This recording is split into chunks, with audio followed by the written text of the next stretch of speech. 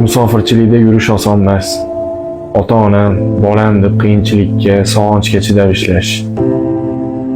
Oilam uchun degan maqsadda tishini-tishiga qo'yib ishlaydi musofir. Ovqatlanayotgan paytda oilasini davrasida o'tirgan paytlarini eslab, ko'zlariga yosh keladi. Tomog'idan o'tmay qoladi. Hatto har bitta kun qanchalik sekin o'tishini faqat musofirda yurganlar tushunadi. Bilasizlarmi?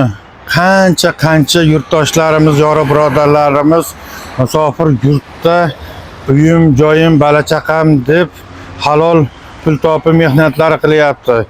Allohning o'zi kuch-quvvat, o'zi madad bo'lsin. Biz sizlar uchun doim duodamiz. Allohning o'zi kuch-quvvat bersin, Alloh o'zi sizlarga madad bo'lsin.